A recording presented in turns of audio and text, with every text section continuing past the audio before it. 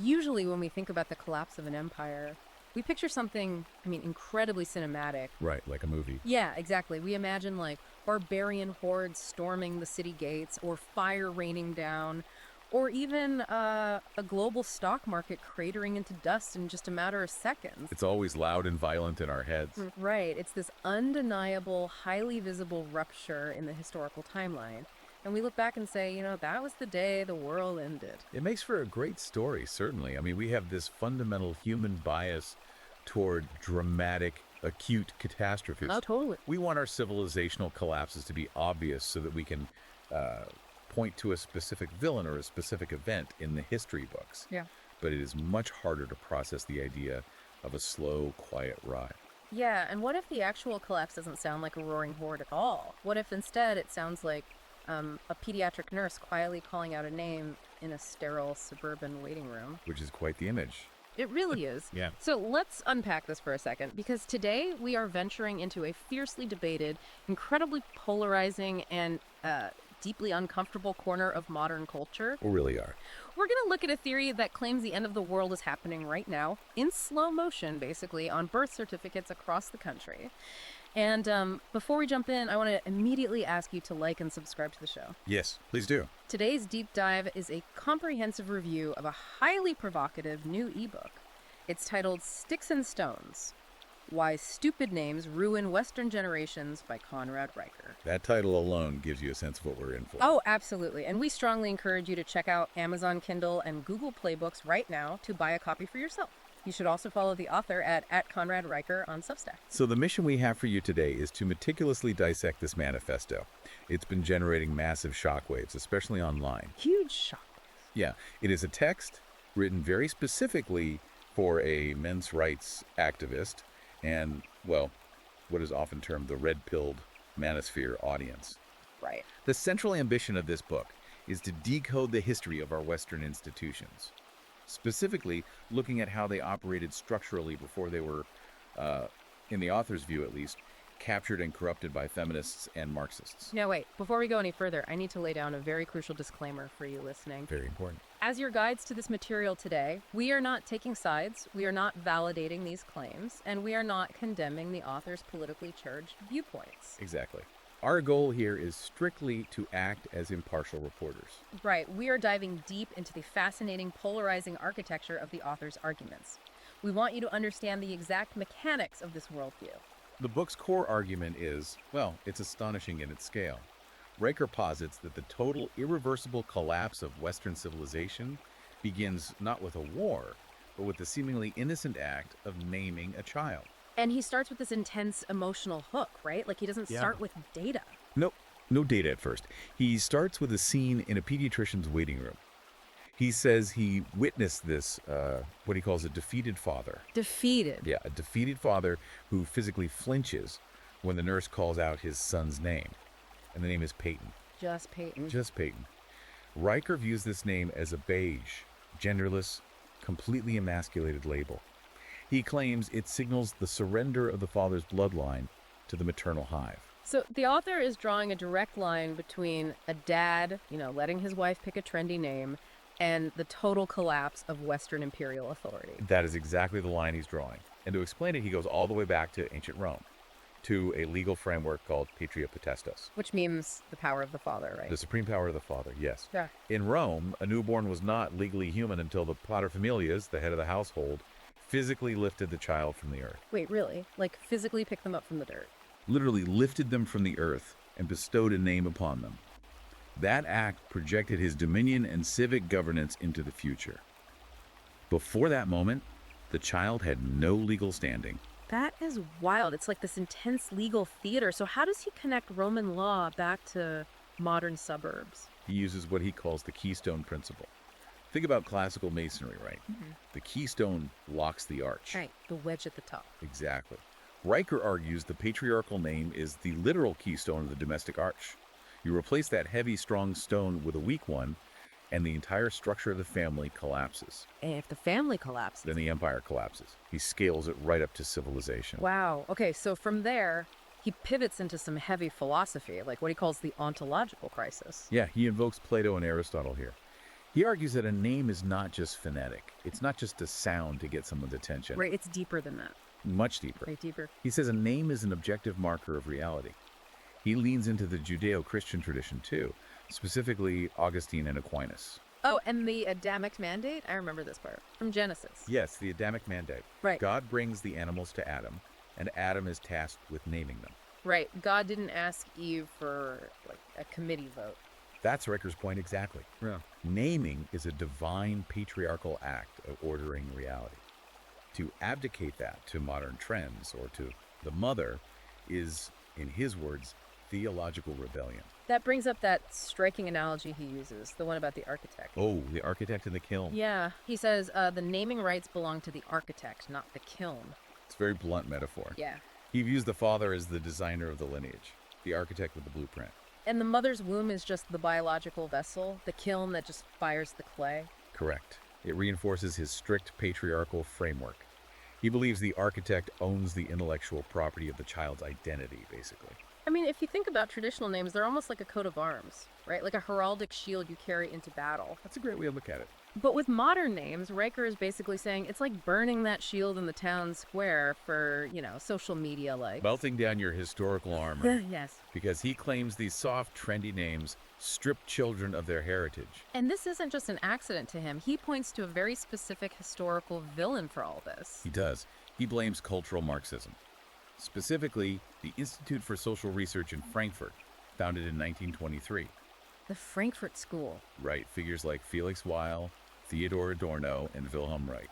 But wait, why would 1930s Marxist economists care about what a suburban mom names her kid in 2026? It sounds like a stretch, but Riker's theory is that the Marxists realized they couldn't conquer strong, self-reliant Western men with economics alone. The working class wouldn't revolt. So they had to attack the mind. Exactly. They merged Marxism with Freudian psychoanalysis.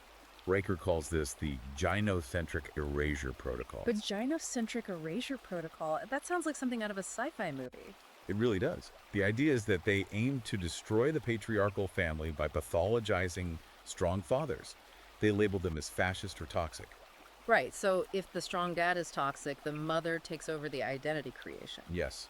And by pushing inclusive androgynous names, the left allegedly strips children of their historical armor. They become orphans of history. Orphans of history. Ready for state programming. It reminds me of Orwell's 1984. Oh, the Newspeak parallel. Absolutely. Yeah. Like, in 1984, if you eliminate the word for freedom, people literally can't think about freedom. Riker is saying if you eliminate the vocabulary of strong masculinity from our names, you eliminate the concept of masculinity from the human mind. It's linguistic determinism applied to baby names. It's wild. But, I mean, why do parents go along with this? They aren't reading Marxist theory before picking a name. No, they aren't. And Riker diagnoses this as what he calls androgynous gateway narcissism, AGN. AGM. Okay, so what is that? He argues that modern mothers choose quirky or unisex names not out of love, but for social media validation. Maternal status signaling. Oh, like the Jenner whim pivot. Yes, the perfect example. Yeah. Kylie Jenner naming her son Wolf and then a year later changing it to Heir. Like the kid is just a seasonal rebrand. Exactly. A vanity accessory rather than a human being with objective dignity. And this leads to what Riker calls the barcode paradigm. Right, the barcode paradigm. He lists names like Riley, Avery, Taylor, Jordan. He says those names are easily scannable, interchangeable human barcodes, completely stripped of ancestral heritage. But wait, let me play devil's advocate. Aren't these parents trying to be, like, unique by picking these modern names? They want their kid to stand out. They think they do. But Riker brings in the Social Security data to counter that exact argument. Oh, the naming statistics. Right. The data proves millions of parents flock to the exact same trendy names at the exact same time. So it's not rebellion at all. Not at all. Riker calls it the apex of mindless hive mind conformity. They're terrified of the NPC mob, so they comply by adopting these soft names. That is just, wow. Okay, so these barcode kids grow up, they enter the workforce. How does this affect them then? Well, the book shifts to socioeconomic implications here. Riker claims the gynocentric matrix has weaponized corporate structures against traditional men. Oh, this is the HR algorithm stuff. Yes. He brings up that famous 2003 NBER resume study, the Emily and Greg versus Lakeisha and Jamal study. Right, where they proved racial bias in hiring by swapping the names on identical resumes. Exactly. But Riker argues that modern corporate HR and applicant tracking systems, or ATS, have hijacked this concept. Hijacked it how? He says these systems, infused with DEI principles, actively filter out traditional, strong Western names. So if your name is Braxton or Hunter or Clint. The software flags you. Riker claims those names are coded by leftist programmers as indicators of toxic masculinity. So you don't even get an interview. You don't even get seen. The goal is to starve strong traditional men of resources while promoting compliant androgynous workers. Which leads to his apex syllogism of leadership. Yes. Riker argues that boardrooms require absolute trust. Historically validated names subconsciously command that respect. I remember he compares it to the stock market. He does. He says naming your kid a joke name is like issuing a bad stock on the patriarchal exchange. Society will short it. That is so brutally pragmatic. But even before the boardroom, these kids have to survive the playground. The crucible of boyhood, yeah. He introduces this idea called the prey marker theory, right? That's right. It's the idea that a weak or gender-neutral name signals to bullies that the child is a soft target. Like an injured animal in a herd. Exactly. It signals they don't have a strong patriarchal lineage to defend them. You know, it always brings to mind that Johnny Cash song, A Boy Named Sue. Riker specifically attacks the premise of that song. Yeah, the idea that giving a boy a girl's name will make him tough because he has to fight all the time. Riker thinks that is incredibly irresponsible. Oh, his analogy here is so brutal. He says, hoping your son gets tough through the trauma of a terrible name is like refusing to teach him to swim and hoping he learns by drowning. It's a very effective visual. He says traditional names act as a psychological firewall. Right, the phonetic hardness of it, like William, Thomas, Alexander. Exactly. Hard consonants, definitive endings. They project authority. And he contrasts that with the breathy, indecisive sounds of modern, trendy names. The vowels that just sort of fall out of your mouth without any jaw tension. Okay, so we've covered the history, the corporate algorithms, the playground bullies. What is his actual action plan? This is where we get into the patriarch's praxeology. The practical framework for men to reclaim their heirs. Right. And it starts before marriage, with the prenuptial patriarchal agreement. Wait, really? Before you even get married? Yes. He advises establishing naming rights as a non-negotiable boundary while dating. If she doesn't agree, you walk away. That is intense. What if you're already married, though? Then you implement the conception clause. Which is what, exactly? Setting the absolute boundary the very moment the pregnancy test is positive.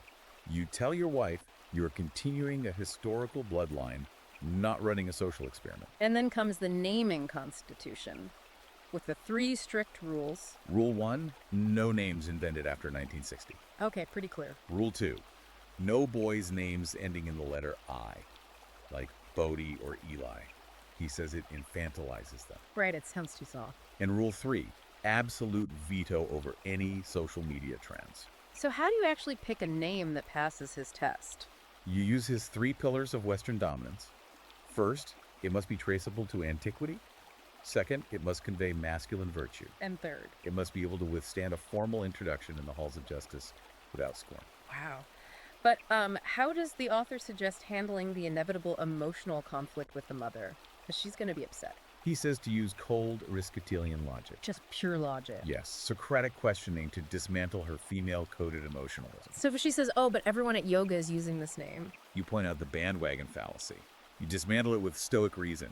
You don't give an inch. This has been such an intense, uncompromising journey through this manifesto. It really is a sweeping architectural theory of cultural decline. Yeah, connecting the deeply personal act of naming a child to the macroscopic survival of Western civilization. It's fascinating. Truly. We really hope you enjoyed this deep dive.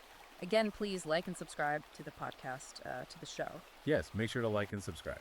And definitely head over to Amazon Kindle or Google Playbooks right now to buy Sticks and Stones: Why Stupid Names Ruin Western Generations by Conrad Riker.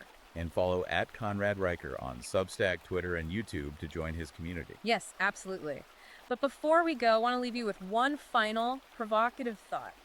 We've spent this entire deep dive looking at what we name the next generation. But consider your own name. Think about it deeply. Based on the etymological warfare and the phonetic programming we just discussed, what is the name you were given subconsciously programming you to do in this world? Something to mull over. Catch you next time.